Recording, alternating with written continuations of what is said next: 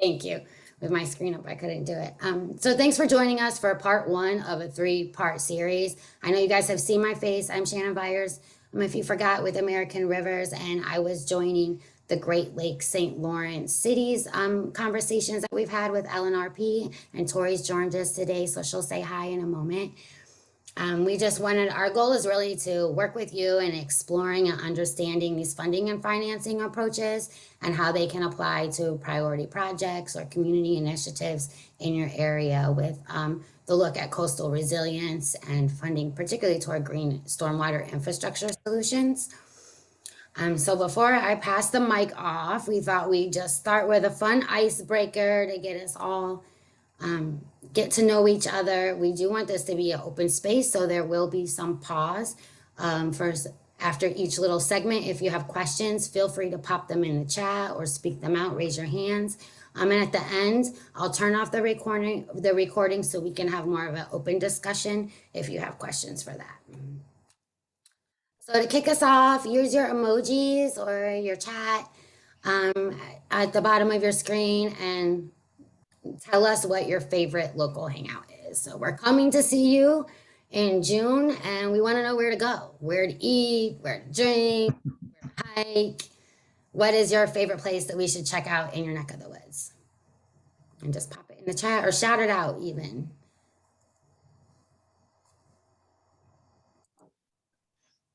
Jim, I always value a good brewery recommendation. Yes, Manitowoc. Yes, we'll put that on the list, definitely. And it's walking distance from the Maritime Museum. Oh, sure. Okay, well, that's where I'll probably be staying, so I'll definitely hit that up. And I'll add to Jim's list of Petskill. The former, where Petskill originated, they moved into a larger space. So the old location for Petskill is now called Craft Creek. So it's another microbrewery. Awesome. Nice. That's also walking distance. Okay, are you trying to get us drunk? No, we're trying to do some water quality sampling. Oh yeah, there you go. Jeff, water quality sampling, sure. Yeah, drink at your own risk. Yeah. Oh, Sock Creek Nature Preserve in the city. Okay, definitely. Love a good hike. Oh, what's the best burger place in Kewaunee? Linda wants to know.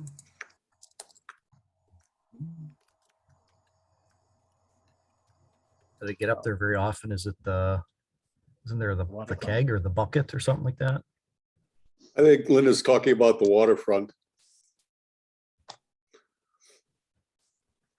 Well, There's a favorite waterfront bar and grill in Kewaunee. Yeah. Yep. Okay. Yep. Definitely. As you'll hear later, most of our team is excited to join you from out of state. So this is all a great community learning process for us. Yes. We are excited. We have a history of traveling to enjoy local cuisine and trails and beer. Ryan's on York for sandwiches. Oh, I love a good deli sandwich. So, all right, yes. Oh, they're better than a deli sandwich. Better than a deli sandwich? Okay. Well, I'm a New York deli sandwich, so those are pretty good. They're pretty stacked and thick, but I'm excited. Yeah, if you want a deli sandwich, probably Moretti's in town here. Ooh, Moretti's. Yep. In Manitowoc? Yes. All right. Might have to stay a couple days to hit all the good places. I guess I'm changing my flight. It wouldn't be a bad idea. We could do an infrastructure tour. I'm sure we could keep ourselves busy in the lake and rivers. All right, well, with that, I'm going to kick it off to Jeff, and he'll introduce our team that you haven't had a chance to meet yet, and then we'll allow you guys time to introduce yourselves to our team as well. Well, I think, Shannon, actually, before that, we were going to give Tom or Jim a chance to say a word. Sorry, yes. I'm sorry, I'm jumping ahead. Change my slides. Yeah, you can know your partners at LNRP, so let's let them give you a quick update, and we'll hear from Tori too, and if she has any updates. Yeah, thanks, Jeff. Thanks, Shannon. And good to see some familiar faces, names on the call here today. So obviously, Tom Malata, Executive Director for Lakeshore Natural Resource Partnership. I am joined by my colleague, the esteemed Dr. Jim Kettler, our Director of Projects for LNRP. I know most of you actually probably know Jim even far better than I. We're really privileged to have the opportunity to continue the dialogue that we started with so many of you back in, hard to believe, but fall of 2020. I don't know where the last year and a half has gone, but it is gone. And we've been very busy and engaged, I know, with a number of you, also working very closely with Linda Reed, the principal at Water 365, who brings her expertise to the project as well.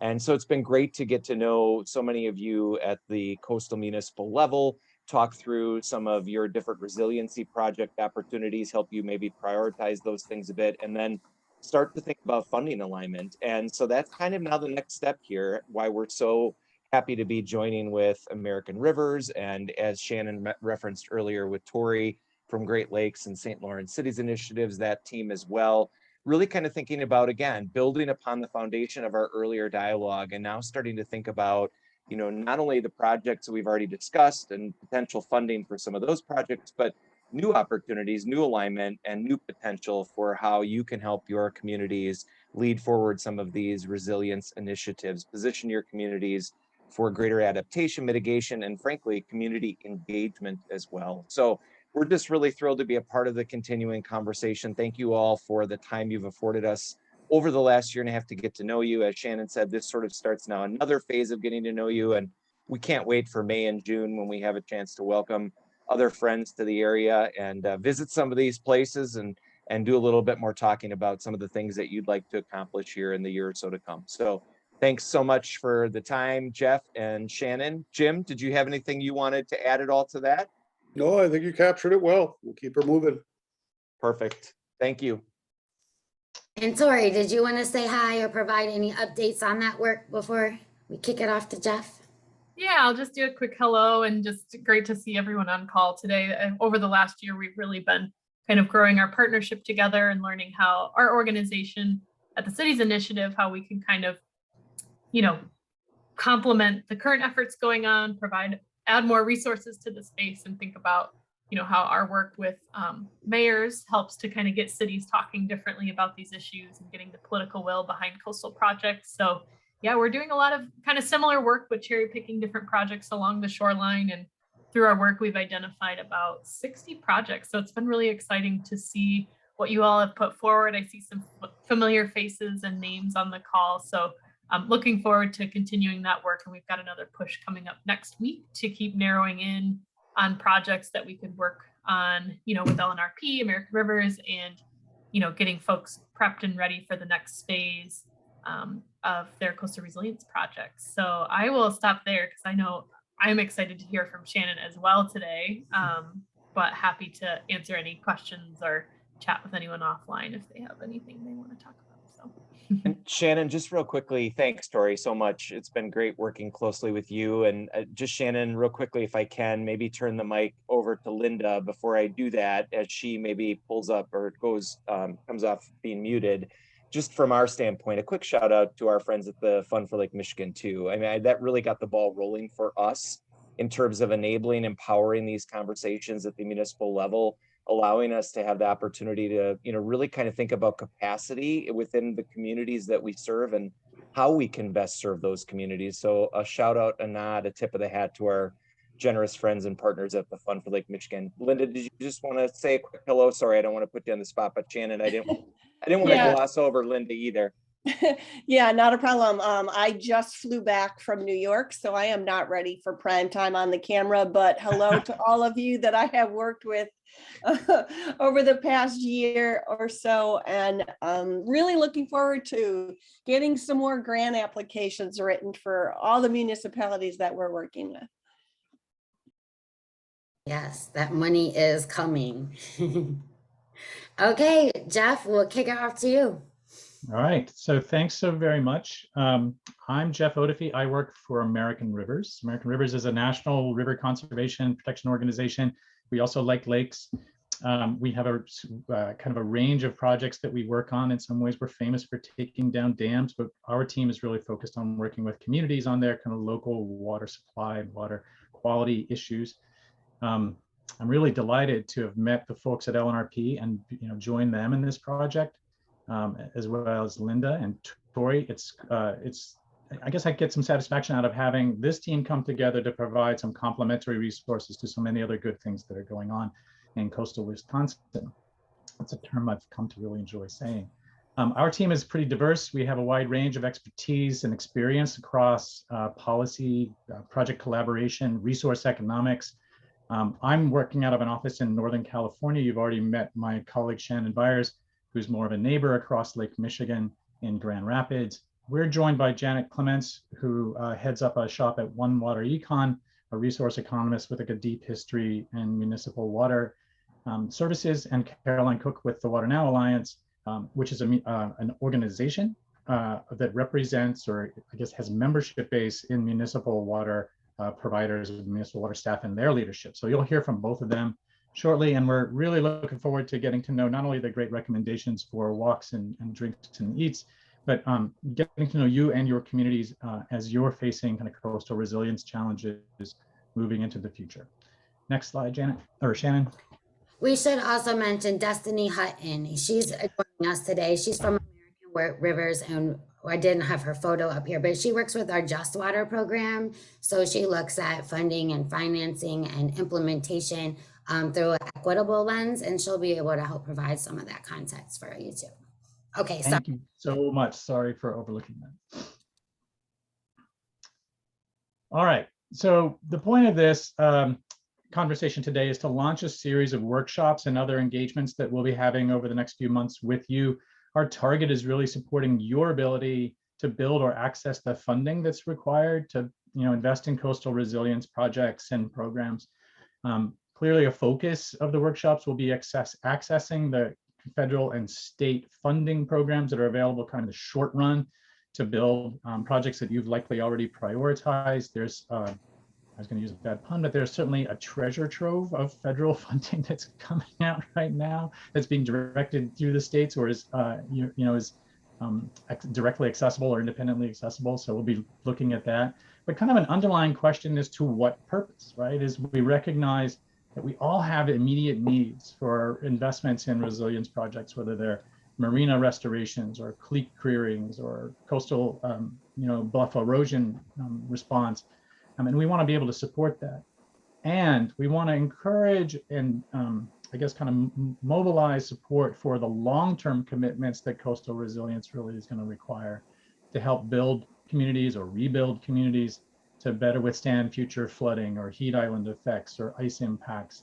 And with this longer time lens, we want to provide some input about how accessing these federal and state funding programs can be a pathway to paying for incentives to better manage stormwater and coastal erosion to kind of help mobilize the private sector in providing community benefits. And two, like how do we take advantage of financing long-term capital and incentive programs to help create more resilient communities? So there'll be these kind of twin themes of accessing short-term direct funding opportunities as well as kind of building future sustainable funding and financing. Shannon, you want to move us along?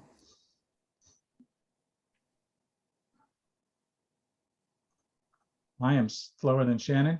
So, excuse me. So it's obvious, I guess, to all of us that coastal resilience is really a long-term game, especially as conditions along the lake shore and up in the tributaries change now and in coming decades. We'll see more tributary flooding and stormwater pollution along with the causes water quality and local flooding concerns. I'm learning about ash tree die-off. We have pine and spruce die-off here and having kind of similar effects. So throughout our workshops and our conversations, we want to really emphasize the importance of natural infrastructure, or I guess it's sometimes called nature-based solutions in creating coastal resiliency. So we're going to encourage us, dialogues around the linkages between stormwater management, green infrastructure, and reductions not only in flooding and water quality, but opportunities to address aesthetic and economic benefits that for a community. We want to think about how natural infrastructure solutions for coastal erosion, for example, can also provide recreational opportunities and the like. So this will be kind of a constant thread throughout our conversation. We'll get used to case studies and examples and experts on that. And I realize that already I've used some terms that I perhaps should have identified earlier. You'll hear them going forward today and in the future. Our plan is to create a curriculum, a series of presentations and discussions that'll focus on these 4 elements of funding pathways, right? That's money you don't have to pay back, state and federal grants, contributions from private foundations, or even potentially the private sector. And then financing pathways that are, money that's available but has a cost and has to be paid back, sometimes with interest. There's a little bit of a fuzzy line often. For example, the state revolving fund loans are financing because you have to pay them back, but often they may have principal or interest forgiveness components for qualifying communities. Many of you are familiar with municipal bonds. That's the easiest example of financing, but there also could be approaches that are pooled bonds or even these kind of investments from private sources to complement or leverage public funding. So we dive into that. Incentive programs may seem like a bit of a stretch, but they fit in here because we can think of them as ways to take advantage of funding, take advantage of financing to mobilize private property owners and business owners to help create community resilience. And these incentives can be financial, they can be non-financial, and they're valuable because private property makes up the largest amount of impervious surfaces in most built-up areas. And so our challenge is how to enable these landowners to reduce runoff or create other public benefits. And then, tying that to how we pay for incentives through funding or financing mechanisms. And finally, building community equity is an important element across all of these topics, engaging residents and other community members to ensure that investments in coastal resiliency create equity across the community, potentially address lingering environmental justice issues. So that's kind of the core, some basic terminology that you'll get familiar with. Did we skip one?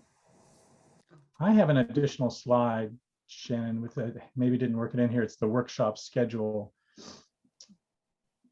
Okay, we'll distribute that one later, but let me just kind of cover it without the slide backdrop. We're gonna move from this conversation into a first workshop on May 10th, which is a virtual workshop connecting coastal resilience to federal and funding. State funding will be kind of a key component of that. We're going to revisit some of the concepts that you'll hear about here in a few minutes, as well as kind of get into the role that in funding and financing structures have for incentive programs.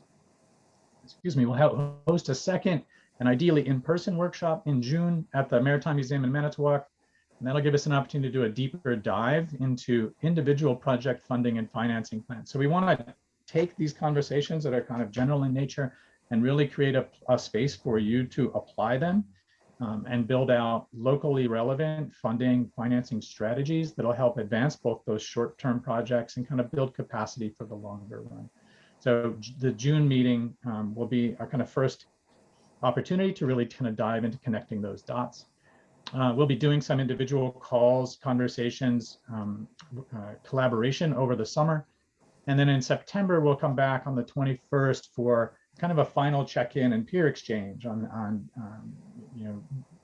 what we've learned through this pathway, kind of sharing lessons learned, but also kind of linking those plans that we've been hopefully developing over the summer to the autumn budget season, which you all love, enjoy, and look forward to. All right, so next, Shannon. I get to have the pleasure of kicking this over to Janet Clements, who's going to talk to us a little bit about kind of this concept of incentives and how we link them to mobilizing local business and property owners to provide these community benefits. Thanks, Jeff. Hi, everyone. I'm Janet Clements. I just am going to cover a few slides and give some examples of incentives and talk a little bit about some of our experience working in other Wisconsin communities. So as Jeff already said, and as you saw on the last slide, approaches that kind of incorporate private property like incentives or what we call market-based solution can help, be one component of an overall strategy for enhancing long-term resiliency. Private property obviously makes up a large percentage of land in most municipalities. And it can also be more cost effective to build projects such as green stormwater infrastructure projects on commercial or residential or even industrial properties.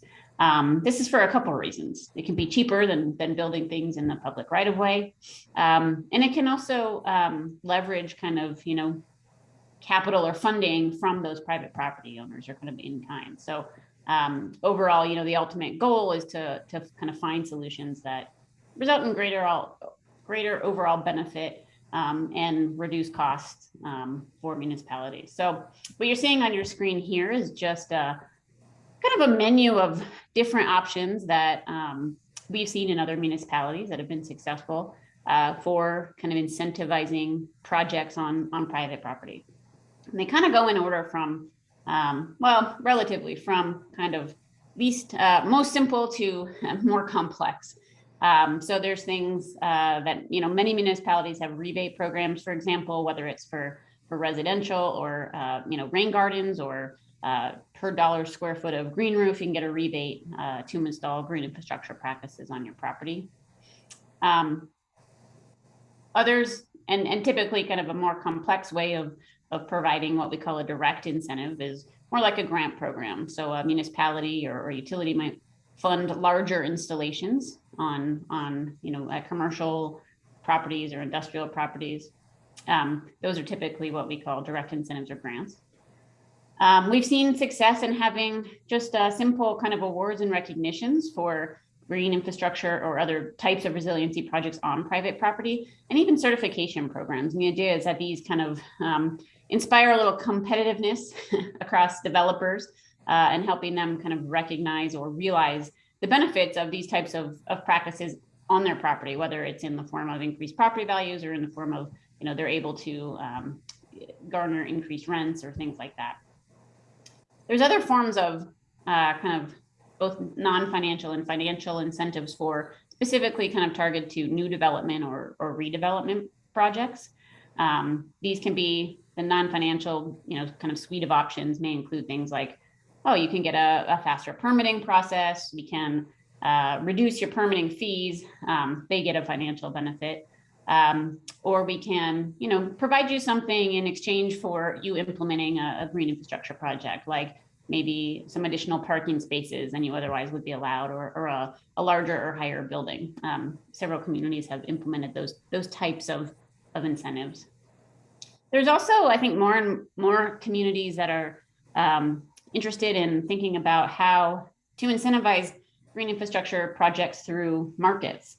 We're, as a team, working right now in Grand Rapids, Michigan, to think about or to set up a stormwater credit trading market with the overall goal of, we provide some flexibility to developers who are on the hook for, managing stormwater and allowing them to kind of buy that stormwater management capacity in the form of credits from people who install green infrastructure elsewhere. And the idea is to kind of incentivize more green infrastructure in areas where it's needed most.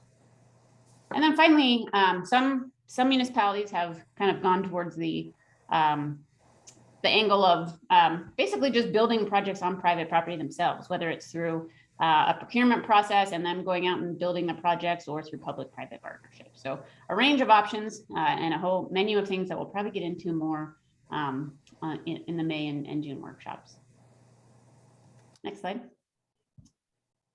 So just quickly, we actually, over the past, I guess, year or last year, we worked closely with the cities of Sheboygan and Green Bay to explore the potential for incentive programs in their communities.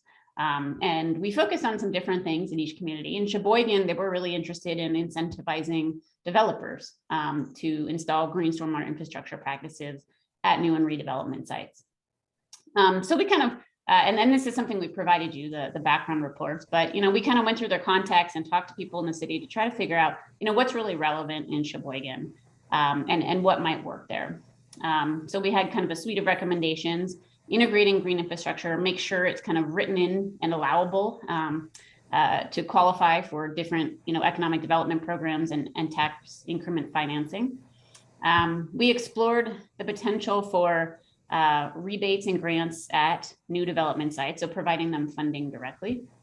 And as part of that, we also said, it's not like everyone knows how to build these things. So one idea or one recommendation that we had is you also provide technical assistance or funding to help with that initial design of the project to kind of reduce the barriers associated with that. We also kind of explored some of those non-financial incentives that I mentioned previously. Next slide. And then in Green Bay, they had a little bit of a different goal. And so in Green Bay, our recommendations kind of centered around starting small with a residential rebate program to get people more familiar with green infrastructure, and to place those kind of green infrastructure installations or prioritize them in high priority neighborhoods. And that could mean a variety of things: high priority for, to reduce localized flooding, or to kind of leverage or build other projects that result in other co-benefits in areas that need them. We also recommended a small pilot grant program for commercial properties, something along the lines of 5 to 6 projects to kind of get their feet wet in how those things are going. And similar to the technical assistance recommendation for Sheboygan, we recommended that they figure out a way, or through what's called a revolving loan fund or other mechanism, to cover the upfront costs for property owners when they're building larger green stormwater infrastructure installations, rather than reimbursing them after the fact, because that covering those upfront costs can be really a significant barrier for property owners participating in a grant program. And I think Carolyn's next, and she will talk a little bit about, a good segue is, we also, in both cities, we looked at how to finance those programs, and we gave some recommendations along those lines. So I'll pass it to Carolyn to pick it up from there. Well, first we have a break. Oh, sorry. No, that's okay, Janet, because it's going to get passed to Caroline right after. Eventually. But we'll just pause, kind of take all that information in real quick. If you had any questions that you wanted to ask Jeff or Janet briefly, we can always save it at the end too. But I just wanted to just pause. I know it's a lot that we're giving to you in a short amount of time right now. But we wanted to have a fun time to say it with emojis. So use your emoji characters at the bottom of your screen, or you could type it in the chat. But which emoji reflects your community's level of interest for engaging the private sector in green infrastructure incentive programs?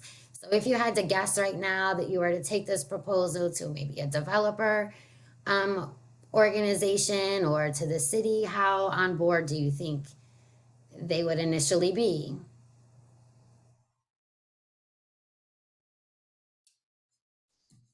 Be happy, sad,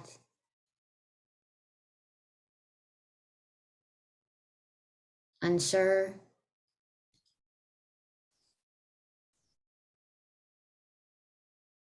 I see one thumbs up, so I'm happy already. Okay, good.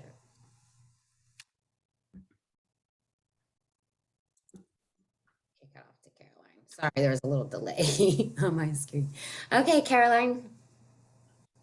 Great, thanks so much, everyone. Hi, I'm Caroline, as Jeff mentioned. I'm the policy director for Water Now. So very quickly, who Water Now is, as Jeff mentioned, we're our membership-based nonprofit where our members are local elected or appointed officials, as well as municipal and utility management and staff who are working to advance sustainable, affordable, equitable, climate resilient strategies for their communities. And we focus on this set of decision makers and utility folks because I don't probably have to tell you all, but 95% of all water infrastructure funding and investment happens at the local level. So that's why we have built this membership. We're about 700 members strong. And I counted this morning 10 members in Wisconsin. So we're happy to grow that. Membership in Water Now is free. And would love to have you all join us along the way. But I'll cover what Water Now will be talking about during the series of workshops that Jeff has been talking about. So Shannon, if you want to go to the next slide. First, we're going to be talking about why you might consider debt financing as that option that Jeff covered, that you do have to repay as opposed to the funding, but why that might make sense and how you might go about doing that debt financing. So for the why, we'll be looking at how these investments in coastal resilience are, as well as nature-based green infrastructure strategies, are long-term capital projects that are appropriately debt financed. And then we'll be covering what the benefits of that approach are, including reductions on rate impacts and avoiding rate shock to make these large upfront investments, as well as ensuring that projects provide intergenerational equity to the community and current and future ratepayers. So we'll go to the next slide, Shannon. As to the how, we'll be using the debt financing compendium that Water Now developed in partnership with American Rivers, as Janet was mentioning, for Green Bay and Sheboygan, but also more broadly for smaller mid-sized communities in Wisconsin, as a framework to exploring various funding and financing options to pay for these coastal resilience and green infrastructure projects. So if we want to go to the next slide, some of the financing options that we'll be exploring, a number of municipal revenue bond types. You can see here, traditional revenue and general obligation bonds, but then some options that you may be less familiar with that Jeff mentioned as well around pooled bonding, so that smaller communities can leverage their investments and have access to capital markets that they may not have otherwise if they were to go it alone. And environmental impact bonds as a way to shift risk of these more innovative strategies from public ratepayers to private impact investors. And then on the loan side, we'll look at Wisconsin state specific loan programs that are available to medium and small sized communities. And this list of 3 here is just an example. We'll probably be expanding this as the workshops develop, depending on what you all's priorities and projects include, to make sure that we're filling out that list of potential loan options as well. So next slide, Shannon, thank you. This has a couple animations, so if you want to just click through. So ultimately, we have 3 objectives for the financing sections of the workshops that we'll be putting together. The first is really to just help you all be conversant in the fundamentals of this somewhat technical financing language around accounting and legal terminology that comes up when you're talking with your finance teams, walking through some frequently asked questions that you're going to hear from your bond counsel or your CFO when you approach them about potentially debt financing coastal resilience or green infrastructure projects, and arm you with some ways to answer those questions and help navigate that process. And then again, we'll cover why you might want to take a debt financing approach, which at times can be have a negative connotation to it, but isn't always the case. Sometimes debt is good.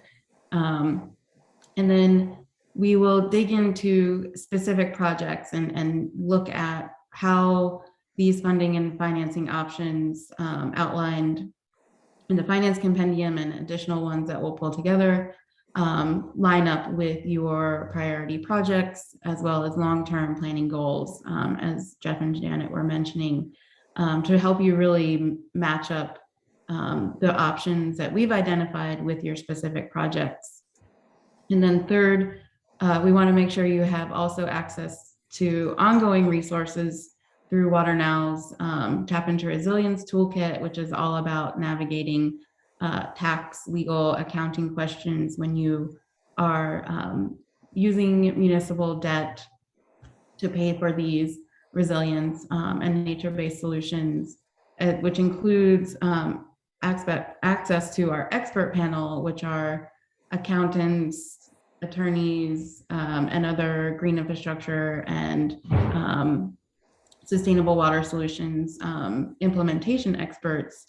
And that expert panel is available on a pro bono basis. So we'll tell you all about that and how you can use it going forward after the conclusion of the workshops. But I think I'll pause there and turn it back over to Shannon for another emoji exercise. Yeah, another emoji to get your feedback and thoughts. So if you want to use your expressions or put it in the chat, we want to know which emoji would reflect your community's past interest in exploring creative funding approaches to fund coastal resiliency. I think we had a question there too, if that emoji is a raised hand. Yeah, go ahead and take yourself off mute. Please introduce yourself because we did not take time for you guys to, sorry, introduce yourselves to us. So,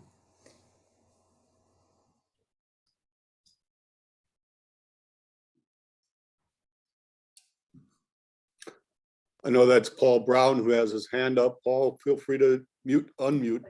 yeah. Oh, sorry, I think I hit the wrong button. Oh, okay. Sorry about that. That's all right. You can express yourself. That's fine. I'm still looking for a good emoji. That's okay. Keep searching. Oh, here we go. I'll lower my hand. There we go. Okay. So was this the slide, Jeff? I'm sorry you were looking for the agenda for the May workshop? This is a great slide to have right now. Okay, go ahead. So we have a few weeks before our May 10th workshop. And so we're going to catch up on some of these themes. Today was really just kind of a primer on the concepts we hope to further explore as we go forward. So we'll spend some time hopefully hearing from some representatives from the state and federal funding programs that Caroline hit on, as well as some other ones, and that kind of introduction to how funding streams and financing and incentives all work together to increase coastal resilience. We'll try to really get into how to access this current wave of federal and state funding. It's just about to become more available throughout the summer and fall, and do again that kind of connecting the dots between funding, financing, and resilience. So that's going to be a virtual event, and we will get kind of a finalized curriculum and schedule to you as soon as we can. Okay, questions and discussion. We can probably stop recording now if you guys want to open share.